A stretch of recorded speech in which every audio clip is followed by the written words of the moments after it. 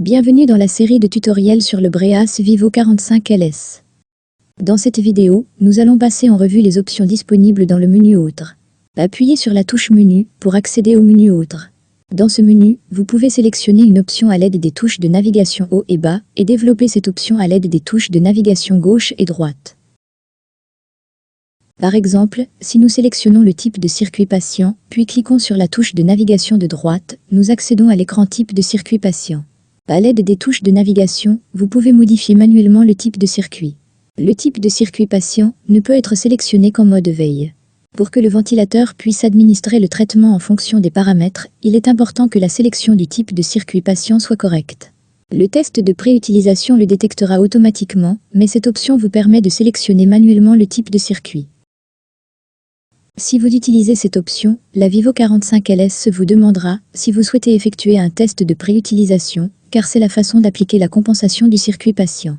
Utilisez la touche de navigation de gauche pour revenir au menu principal ou appuyez de nouveau sur la touche de fonction Autres. Lorsque nous sélectionnons les paramètres des profils, puis que nous cliquons sur la touche de navigation de droite, nous accédons à l'écran des paramètres des profils. À l'aide des touches de navigation, vous pouvez activer ou désactiver manuellement jusqu'à 3 profils de ventilation stockant des paramètres complets et des réglages d'alarme. Cette fonction peut être utilisée pour une sélection rapide pour un patient ou un soignant utilisant différents réglages, par exemple la nuit ou le jour. Lorsque nous sélectionnons les paramètres de réglage domicile, puis que nous cliquons sur la touche de navigation de droite, nous accédons à l'écran des paramètres de réglage domicile. À l'aide des touches de navigation, vous pouvez activer ou désactiver manuellement la fonction de réglage à domicile. Lorsque cette fonction est activée, le personnel soignant peut régler certains paramètres de traitement lorsque la Vivo 45LS fonctionne en mode domicile. Ces paramètres auront une plage de réglage limitée qui est prédéfinie par le prestataire de soins. Cela signifie que, lorsque la Vivo 45LS est en mode verrouillage à domicile, l'utilisateur final peut modifier certains paramètres prédéfinis dans une certaine plage, dont le risque est évalué par le clinicien du patient. Si le réglage à domicile est réglé sur Off, tous les paramètres seront verrouillés pour être modifiés en mode à domicile. Les limites du réglage à domicile sont définies dans la section de configuration. Lorsque l'on sélectionne les paramètres du test d'utilisation, puis que l'on clique sur la touche de navigation de droite, on accède à l'écran des paramètres du test d'utilisation. À l'aide des touches de navigation, vous pouvez activer ou désactiver manuellement l'invitation à effectuer un test de préutilisation lors de la mise sous tension. Un test de préutilisation peut également être lancé manuellement dans ce menu, mais il ne peut être effectué que lorsque la Vivo 45LS est en veille. Lorsque nous sélectionnons les paramètres d'étalonnage de la FiO de CO2, puis que nous cliquons sur la touche de navigation droite, nous accédons à l'écran des paramètres d'étalonnage de la FiO de CO2. L'étalonnage de la FiO2 et du CO2 ne peut être effectué que si la Vivo 45LS est en veille et si les accessoires de capteurs correspondants sont connectés. À l'aide des touches de navigation, l'utilisateur peut sélectionner le test d'étalonnage qu'il souhaite effectuer. Chaque test guidera l'utilisateur tout au long du processus d'étalonnage à l'écran. Lorsque nous sélectionnons les paramètres de la mémoire du dispositif, puisque nous cliquons sur la touche de navigation de droite, nous accédons à l'écran des paramètres de la mémoire du dispositif.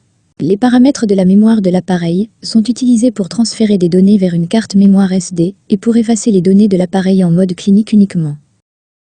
Lorsque nous sélectionnons les paramètres de durée de fonctionnement du patient, puis que nous cliquons sur la touche de navigation de droite, nous arrivons à l'écran des paramètres de durée de fonctionnement du patient. L'utilisateur peut visualiser le nombre d'heures de fonctionnement du Vivo 45LS depuis la dernière réinitialisation.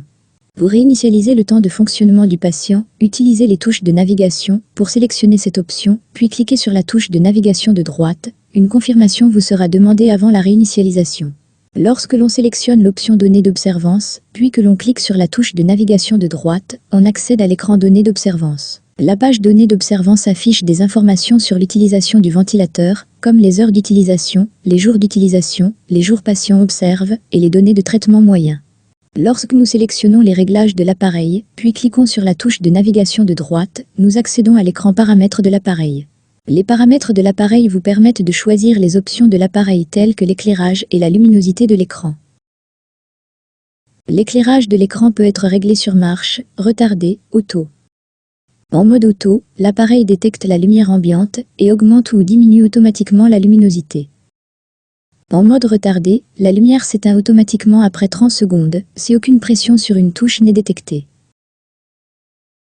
Réglage du volume de l'alarme.